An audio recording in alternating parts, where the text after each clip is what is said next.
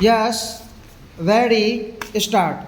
Sir, I come now to a very important matter which is agitating the minds of the people of this country.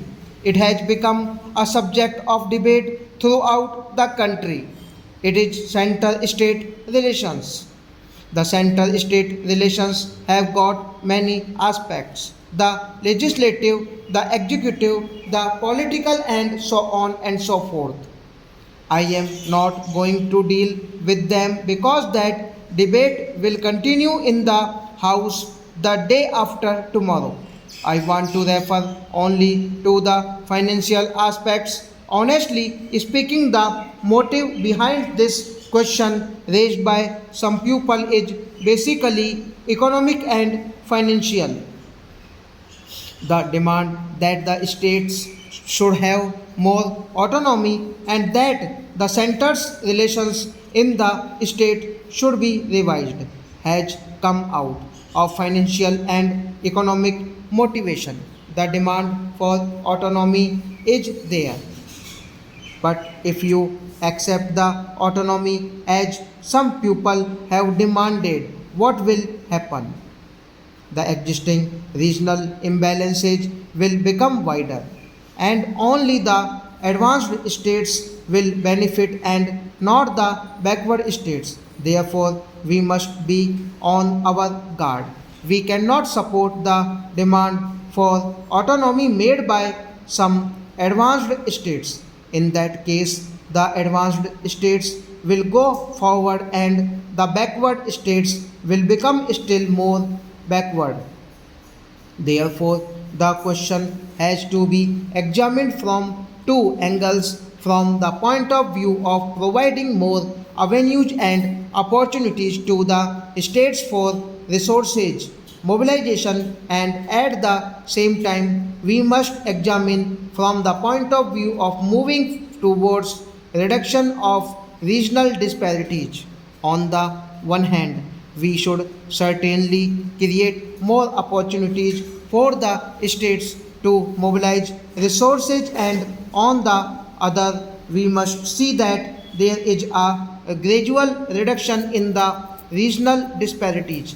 These are two objectives that have to be kept in mind when we discuss the question of regional autonomy on the question of center state relations in the existing pattern.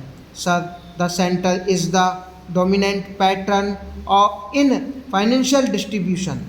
I agree the center cannot be strong, but I also say that the states also must be strong. The center cannot be strong at the cost of the states, nor the states at the cost of the center. Both must be strong. What is to be done? Because ultimately, whatever you plan, whatever you draft, whatever proposals you make, the ultimate implementation falls on the states at the grassroots level for all purposes. Sir, the seventh schedule should be revised in order to provide more avenues and opportunities to the states for resource mobilization. Article 268 and Article 269 of the Constitution refer to taxes and duties which accrue to the states, but why two different articles, and why not one article based on the principle of equitable distribution among the states with the objective of reducing regional disparities? Sir, Article 270 refers to income tax only but no to corporate tax. But in my view, corporate tax is also income tax, and therefore, why should not corporate tax be brought under the divisible pool as income tax has been brought? Article 271 talks about surcharges excluded from the divisible pool. Why should they be excluded from the divisible pool. I don't understand this. They must also be brought under the divisible pool. Sir, Article 272 talks of excise duty to be shared between the centre and the states. The sharing is permissible and not compulsory.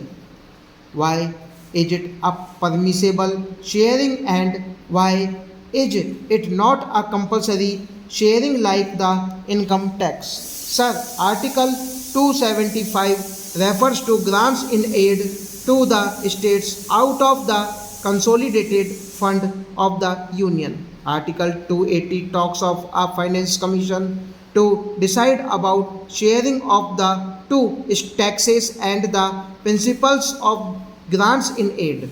Article 282 refers to grants from the union to the states for any public purpose, and Article 292 refers to loans from the center to the states. Now, sir, the actual position is very revealing. Sir, I am trying to summarize and I am not giving the details.